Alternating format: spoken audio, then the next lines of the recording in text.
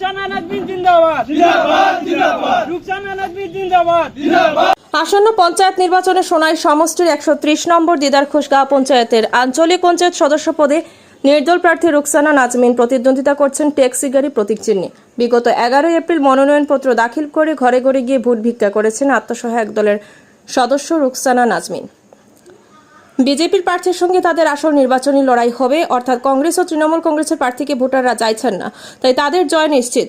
তারা জনতার দুয়ারে দুয়ারে গিয়ে ভোট ভিক্ষা করছেন, জোর কদমে প্রচার চালাচ্ছেন তিনি। প্রচারে খামতি রাখছেন না তার সমর্থকরাও। এবার ঘর ঘর প্রচার অভিযানে চালাচ্ছেন রুকসানা নাজমিনের সমর্থকরা। বৃহস্পতিবার রুকসানা নাজমিনের স্বামী ইমদাদুর রহমান ও এলাকার হিন্দু, মুসলিম, খ্রিস্টান বিভিন্ন সম্প্রদায়ের পুরুষ মহিলারা মিলে দিদারখুশ জিপিতে ঘর ঘর প্রচার অভিযান চালান। ভোটারদের বাড়ি বাড়ি গিয়ে উন্নয়নের প্রতিশ্রুতি দিয়ে রুকসানা নাজমিনকে ভোট দেওয়ার আহ্বান জানান তিনি। দীর্ঘদিন ধরে রুকসানা নাজমিনের স্বামী ইমদাদুর রহমান বিভিন্ন সমাজসেবামূলক কাজের মাধ্যমে মানুষের পাশে থেকেছেন। যোগ্য হিসেবে রুকসানা নাজমিন লস্করকে জয়ী করার আহ্বান জানান তিনি। এদিকে রুকসানা নাজমিনের স্বামী গ্রামের উন্নয়নের স্বার্থে রুকসানা নাজমিনকে জয়যুক্ত করার আহ্বান জানান তিনি বলেন, গ্রামের জনসাধারণের কাছ থেকে ব্যাপক সাড়া পাচ্ছেন, সবাই এগিয়ে এসে সমর্থক জানাচ্ছেন। এতে রুকসানা নাজমিনের জয় নিয়ে 100% আশা প্রকাশ করেন তিনি। নিউজ ডেস্ক রিপোর্ট, শিলচর সংবাদ। জয়ন্তীমালা সিনহা। আমার এপি ইলেকশন থেকে ইমদাদ ভাইয়ের স্ত্রী রুকসানা পারভিন নাজমিন হে মানে আমরা ইয়ের মধ্যে এপির মধ্যে খাড়া হয়েছেন। আমরা দেখি যে হিন্দু, মুসলিম মানে যে কোনো জাতের মধ্যে এটার লাগি আমরা কোনো রাখি আর না, কেন সব দিকে আমরা তাকাইয়া দেখছি মানে যেটা ভোটটা মানে মানুষ, কাজের মানুষরে আমরা দিতে লাগবো। হ্যাঁ, তো আমরা কাজের মানুষের গিয়ে আমরা দেখলাম যে ইমদাদ ভাইয়ের স্ত্রী যে সবে মানে তার কাছে ভোটটা দিয়া জয়যুক্ত করুন। আর আমরা নিজে মণিপুরি, আমরা গ্রামের থেকে সব মানুষ তার সাপোর্টে, হিন্দু, মুসলিম, খ্রিস্টান এটা কিচ্ছু চাইতাই না, আর কংগ্রেস বিজেপি এটা কিচ্ছু চাইতাই না। নির্দল পার্টি থেকে আমরা যে ইমদাদ ভাইয়ের স্ত্রী দাঁড়াইছেন এই ট্যাক্সির চিহ্নে, এটার চিহ্নের মধ্যে সবে ভোট দিয়া জয়যুক্ত করবেন। Thank you. আমরা বর্তমানে তো নির্বাচন চলে, আমরা বুরুঙ্গা বস্তি বা আমরা 7 নম্বর 8 নম্বর মিলিয়া রোশনপুর সহযোগিতা করিয়া দেখছি, মানে বিশেষ করিয়া দুটো জিতব দেখা যায়। আমরা ইমদাদুদের আমরা পছন্দ করছি, আর এ ছাড়া টেকল দিবার তো আর কেউ দেখিয়ান।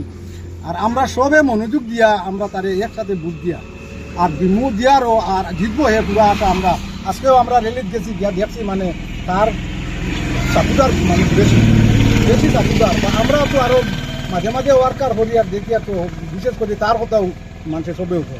আর আশা আমরা জিতাইতে পারবো আর জিতবো।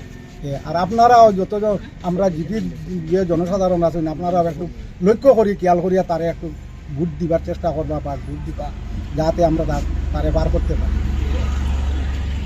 তো এখানে একমাত্র বিজেপি বা অন্যান্য দল টেকল দিতে সময় একমাত্র তারও কেউ পারবো আমি দেখছি। আমরা মানে মানুষটা ভালো হয় এর লাগিয়ে সবেও তারে যোগ দিছে।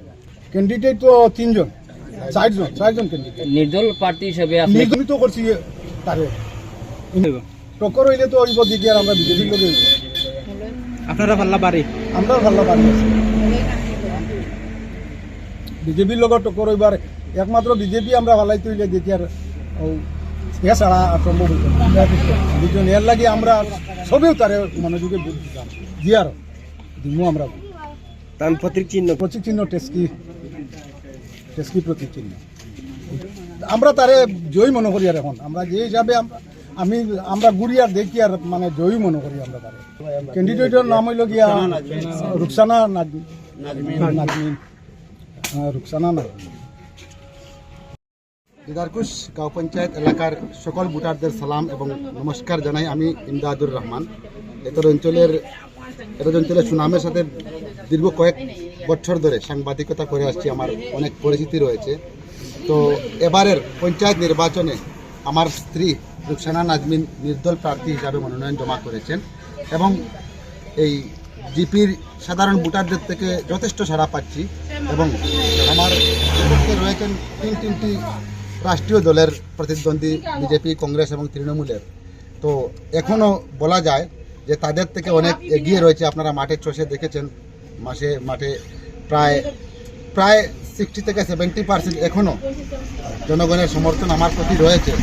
কারণ এই নির্বাচনটা হচ্ছে পঞ্চায়েত নির্বাচন মানে গ্রামাঞ্চলের উন্নয়ন। গ্রামাঞ্চলের উন্নয়ন করতে হলে পঞ্চায়েত রাজ সম্বন্ধে নলেজ থাকতে হবে এবং নিজের পাওয়ার অ্যান্ড ফাংশন সম্বন্ধে যথেষ্ট জ্ঞান থাকতে হবে। না হলে প্রার্থী হলেই শুধু হয় না, বা জনপ্রতিনিধি হলেও আমরা অনেক বিগত দিনও দেখেছি যে দিদারকুচ জিপিতে পঞ্চায়েত আরও ছিলেন, কিন্তু লাস্ট টার্মে অনেক ভালো কাজ হয়েছে। তার আগের টার্মে অনেকটা সমস্যা ছিল আমরা দিদারকুচ জিপিতে, যার দরুন তো পালাবদল হয়েছিল। তো এবার এই নির্বাচনটা হচ্ছে ডিজিটাল যুগের নির্বাচন। আর আমাদের বাকি যে তিনজন প্রতিদ্বন্দ্বী রয়েছেন বিভিন্ন 3টি দল থেকে, ওরা অনলাইন যুগের অফলাইন প্রার্থী। এখন মোবাইল সম্বন্ধে হোক কিংবা বিভিন্ন অ্যাপ্লিকেশন সম্বন্ধে ইনফরমেশন থাকতে হবে এবং নিজের অ্যাটলিস্ট যে কোনো অ্যাপ্লাই আজকাল তো আপনারাই জানেন যে অনলাইনের মাধ্যমে হয়, ওদের কিন্তু ডিজিটাল জ্ঞান নাই, ওরা কেউই ডিজিটালি লিটারেট নয়।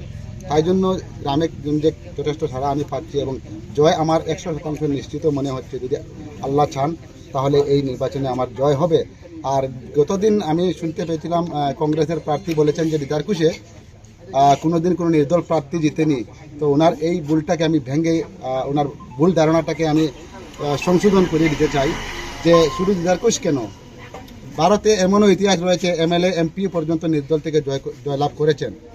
সেটা এর আগে অনেকবার হয়ে গেছে। আমি একমাত্র প্রার্থী নই যে পৃথিবীতে নির্দল থেকে প্রতিদ্বন্দ্বিতা করে যে আমরা জেতার চেষ্টা করছি। যাই হোক, ওনার এই ভুলটাকে আমি ওনার সংশোধন করার জন্য এবং নিজের জ্ঞানকে আরও বাড়ানোর জন্য আমি ওনার জন্য দোয়া করব। আর তার সঙ্গে আমি দিদারকুশবাসী সকলকে আগামী 2 তারিখে টেস্কি চিহ্নে আমাদের ব্যালট থাকবে সম্ভবত গোলাপি কালারের, তো ট্যাক্সি চিহ্নে ভোট দিয়া আমাদেরকে আরও হাত শক্তিশালী করার জন্য আবেদন জানাচ্ছি সকল দিদারকুশের জনগণকে।